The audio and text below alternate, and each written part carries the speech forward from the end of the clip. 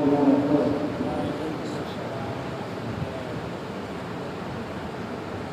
لله رب العالمين والصلاة والسلام على أشرف الأنبياء والمرسلين وعلى آله وأصحابه أجمعين.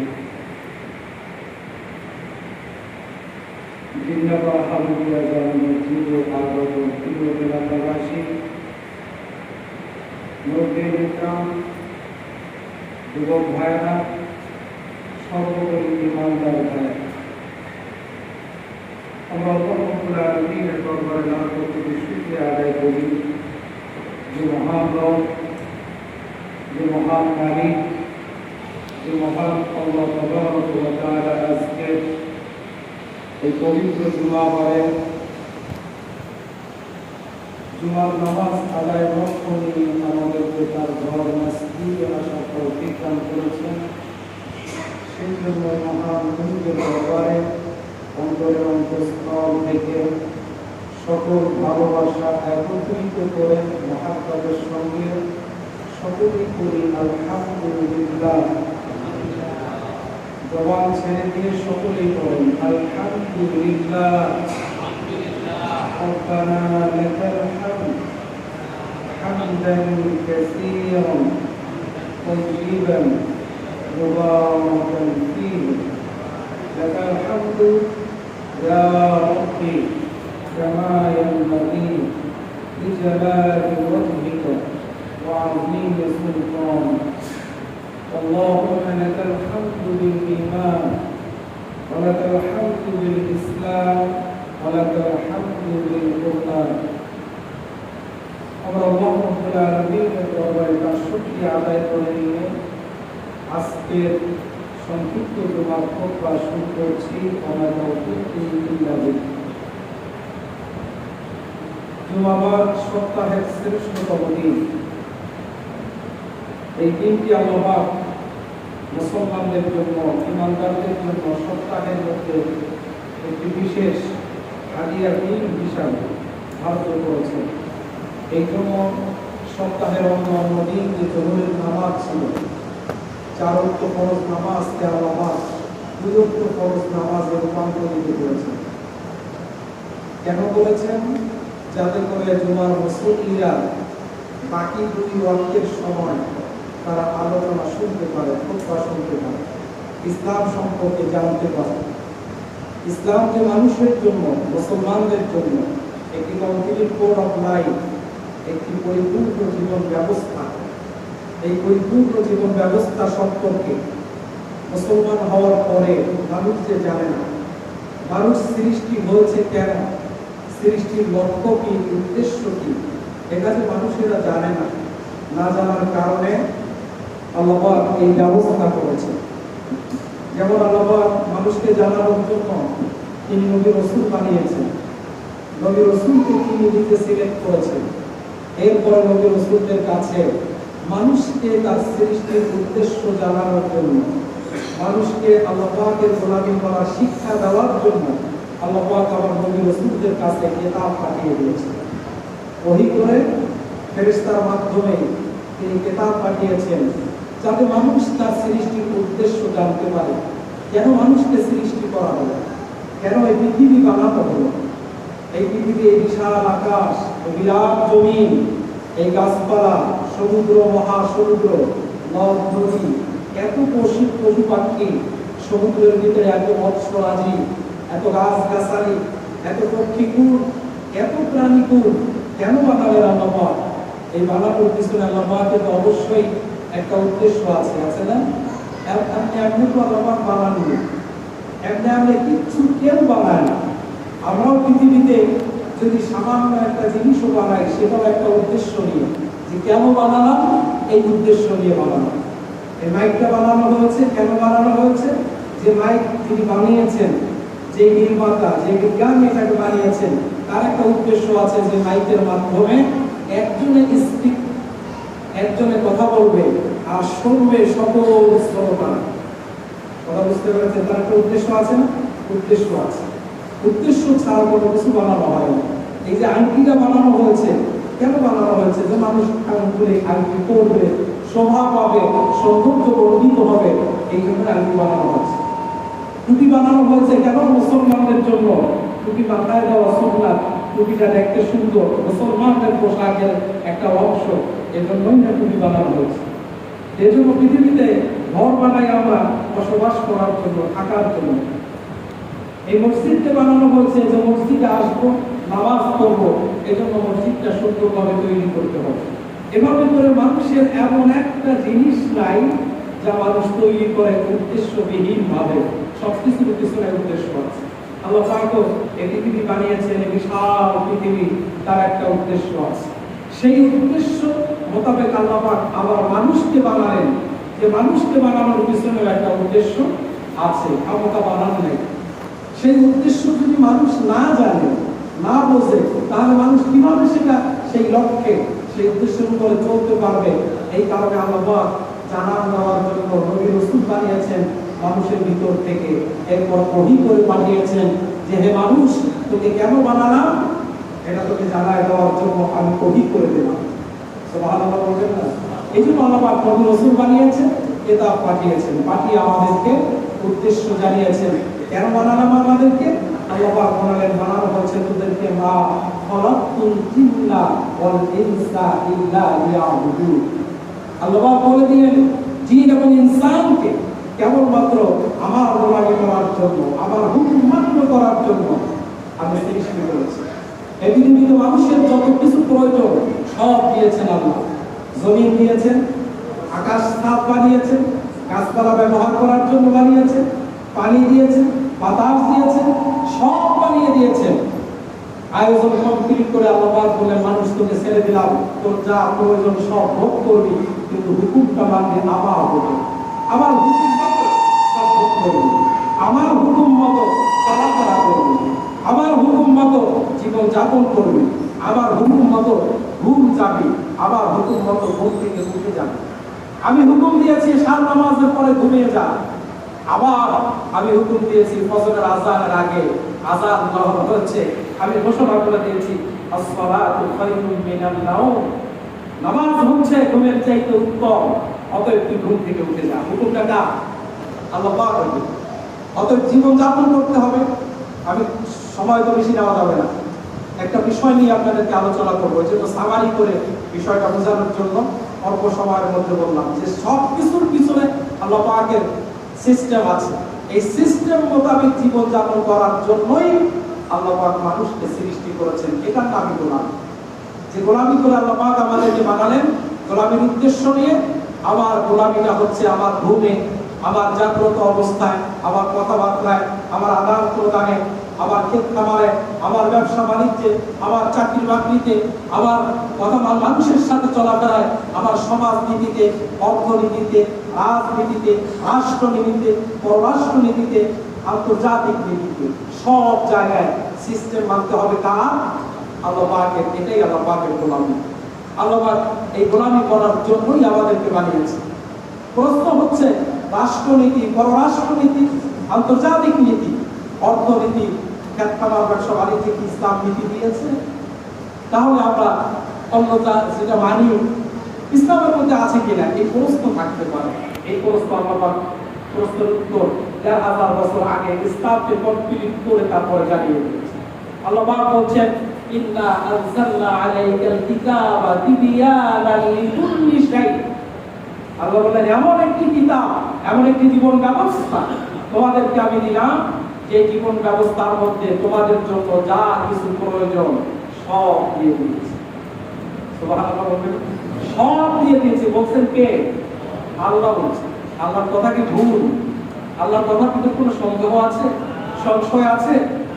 আল্লাহর কথার ভিতরে সামান্য কোনো সংশয় যদি থাকে, না, আল্লাহর কথা মনে হয় না অর্থনীতিতে ইসলাম আছে, মনে হয় না রাজনীতিতে ইসলাম আছে, মনে হয় না আমার জীবনের সকল ক্ষেত্রে ইসলাম আছে। আমি ভাত খাবো, সেখানেও ইসলাম আছে, এটা কেমন কথা? আমি অনুষ্ঠান করবো, সেখানেও ইসলাম আছে, এটা কেমন কথা? সামান্য সংশয় যদি এসে যায়, না ওই বাকি আল্লাহ যে কিতাব দিলেন, যে জীবন ব্যবস্থা দিলেন, এই আল্লাহ প্রথমেই ঘোষণা করলেন আমার এই কিতাবের মধ্যে তোমার জন্য যা বললাম এর ভিতরে সামান্য সন্দেহের লেশ মাত্র নাই, ভুল কুতুরের কথা সামান্যতম সন্দেহের লেশ মাত্র নাই। তাহলে আল্লাহ পাক বলে দিলেন যে আমি তোমার জন্য যা বানালাম, যা দিয়ে দিলাম, এর ভিতরে সব পরিপূর্ণ করে তোমার জীবন ব্যবস্থা আমি দান করলাম, পাই পাই করে বলে দিলাম। অন্যত্র আল্লাহ বললেন মা ফাররাতনা ফিল কিতাবি মিন শাই, আমি যে জীবন ব্যবস্থা তোমাদেরকে দিলাম এর মধ্যে এমন একটা বিষয় নাই তুমি মনে করবা যেটার সমাধান আমার ইসলামের মধ্যে মনে হয় নাই, এমন কোনো বিষয় নেই। ইসলাম কমপ্লিট। আল ইয়াউমা আকমালতু লাকুম দীনাকুম, আল্লাহ বলেন তোমাদের জন্য যে দিন, জীবন ব্যবস্থা ইসলামকে দিলাম ধর্ম হিসাবে, এটা কমপ্লিট করে দিয়েছি। সব কথাগুলি বলেছেন কে? আল্লাহ পাক বলেছেন। এটা নবীর কথাও নয়, ডাইরেক্ট আল্লাহর কথা। কথা বুঝতে পেরেছেন? আমরা এই জন্য বললাম যে আমরা এই পৃথিবীতে আল্লাহ পাক সৃষ্টি করার পর যদি তিনি কিতাব না পাঠাতেন, কেন বানালেন এটা যেমন বুঝতাম না, ঠিক আজকে এই কিতাব আসার পরে, নবী রাসূল আসার পরে, কিতাব আল্লাহ পাক দেওয়ার পরে আমরা এই কিতাব পড়ি না দেখে, আমরা এই কিতাব সম্পর্কে ইলম রাখি না দেখে, জানি না দেখে আমরা মনে করি ইসলাম দিয়ে মনে হয় জীবন চলে। কথা বুঝতে পারছেন? এর একমাত্র কারণ আমরা ইসলাম পড়ি না, ইসলাম জানি না, কোরআন জানি না। তাহলে কোরআনের পাতায় পাতায় আপনি দেখেন আপনার সব প্রশ্নের উত্তর আছে। আপনি ফি জিলালিল কোরআন একটা তাফসীর গ্রন্থ আছে 19 খণ্ডে। এই তাফসীর গ্রন্থের প্রত্যেকটি খণ্ডের প্রথমে ভূমিকায় একজন আরব সরদারের কথা লেখা আছে। একজন আরব সরদার, তার নাম হচ্ছে হযরত আহনাফ রাহিমাহুল্লাহ। এই আরব সরদার তিনি কোরআন পড়ছেন, সূরা আম্বিয়ার 10 নম্বর আয়াত তিনি তেলাওয়াত করছেন। 10 নম্বর আয়াতে আছে লাকাদ আনসালনা ইলাইকুম কিতাবান ফীহি যিকরুকুম, লাকাদ আনসালনা ইলাইকুম, আমি তোমাদের জন্য এমন একখানা কিতাব নাযিল করলাম, ফীহি যিকরুকুম, যার ভিতরে আছে তোমাদের কথা, তোমাদের জীবনের কথা, প্রত্যেকের কথা, সকলের কথা। এই আয়াত তিনি পড়ার পরে তিনি বেদিক হয়ে, তিনি অস্থির হয়ে, ঠিক কিতাবের মধ্যে আমি আহনাফের কথা আছে। এরপরে তিনি কোরআন পড়া শুরু করলেন, নিজের চরিত্রটা মিলাতে লাগলেন, কোরআনে খুঁজতে লাগলেন। কারণ আল্লাহ বলেছেন তোমাদের সকলের কথা আছে, আল্লাহর কথা তো ভুল নেই, অতএব অবশ্যই আছে। তিনি কোরআন পড়া শুরু করলেন, পড়তে পড়তে এক এক চরিত্র তার কাছে আসে মানুষের, আর নিজের চরিত্রের সাথে মিলায় দেখে না এটা তো আমি নয়। আমার সামনে আগাচ্ছেন আর এক প্রকার মানুষের চরিত্র তার সামনে আসে, তিনি তার সাথে মিলায় দেখে না এটাও আমি নয়। তিনি এক সময় হতাশ হয়ে যাচ্ছে, আমার কথা আল্লাহ বললেন সকলের কথা আছে, কিন্তু আমি তো আমাকে খুঁজে পাচ্ছি না। কিতাবের খুঁজতে খুঁজতে খুঁজতে খুঁজতে তিনি পড়তে পড়তে শেষ পর্যন্ত যখন করলেন, এক ফাঁকে তিনি নিজের চরিত্রের সাথে কোরআনের পাতায় নিজেকে খুঁজে পেলেন। খুঁজে পেয়ে সিজদায় পড়ে গেলেন, বললেন আল্লাহ আমার মতো নগণ্য একজন ক্ষুদ্র একজন গোলাম, একটা বান্দার কথা, তার কথা তিনি কোরআনে বলে দিয়েছেন। সুবহানাল্লাহ, কিন্তু সেই কোরআন, এই জন্য এই কোরআন আমরা পড়ি না। না পড়ার কারণে এই কোরআন দিয়ে আমার অর্থনীতি আমি বুঝি না, আমার সমাজনীতি বুঝি না, আমার রাজনীতি বুঝি না। আমি চলে যাচ্ছি কার্ল মার্ক্সের কাছে, আমি চলে যাচ্ছি ডারউইনের কাছে, আমি চলে যাচ্ছি হেগেলের কাছে, আমি চলে যাচ্ছি ধর্মনিরপেক্ষতাবাদীদের কাছে, জাতীয়তাবাদীদের কাছে, সমাজতন্ত্রের কাছে। এটা আমার ব্যর্থতা।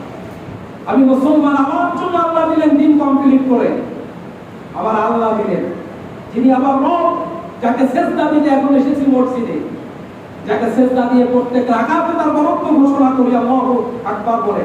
আমি দাঁড়িয়ে বলি আল্লাহু আকবার, রুকুতে যাইতে বলি আল্লাহু আকবার, সেজদায় যাইতে বলি আল্লাহু আকবার।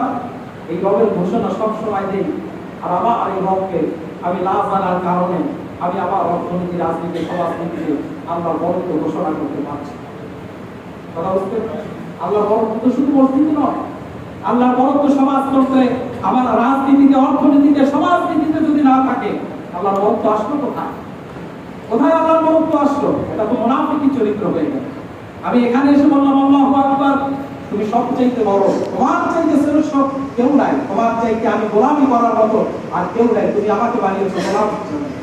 আর আমি মসজিদ থেকে বাইরে হয়ে গিয়া আমার সমাজ পরিচালনা করবো শয়তানের নীতিতে, আমার মন গড়া নীতিতে, আমার মানুষের তৈরি করা নীতিতে, তাহলে আমি কিসের গোলাম হলাম?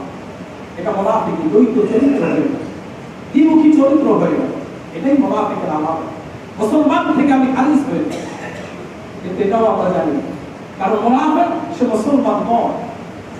মুনাফিক মুসলমান বলেন, মুসলমান নয়, বলছেন কে? আল্লাহ। আল্লাহ বলছেন সূরা বাকারা 3-র দেখেন মুনাফিকের চরিত্রগুলি আল্লাহ বলে দিলেন। নবী আপনার কাছে একজন লোক এসে বলে আমি আল্লাহর প্রতি ঈমান এনেছি, পরকালের প্রতি ঈমান এনেছি।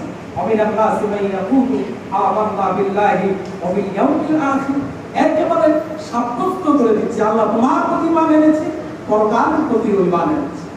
আল্লাহ বলেন হে নবী আপনি তো জানেন না, আপনি তো গায়েবের খবর জানেন না, আপনি তো অন্তরের খবর জানেন না। এই লোকগুলি আপনার সামনে আল্লাহর প্রতি ঈমান আনার সাক্ষ্য দেয়, পরকালের প্রতি ঈমান আনার সাক্ষ্য দেয়, কিন্তু আমি অন্তর্যামী, আমি আল্লাহ ইন্নাহু আলিমুম বিযাতিস সুদূর, আমি তার অন্তরের কথা জানি, আমি তার গোপন কথা জানি। ইয়ালামু খাইনাতাল আ'য়ুন ওয়া মা তুখফিস সুদূর, আমি তার চোখের ভাষা, গোপন ভাষা জানি, আমি তার অন্তরের গোপন ভাষা জানি। অতএব আমি বলে দিচ্ছি এরা ঈমান আনে না, ওয়া হুম বিমুমিনিন, এরা ঈমানদার নয়।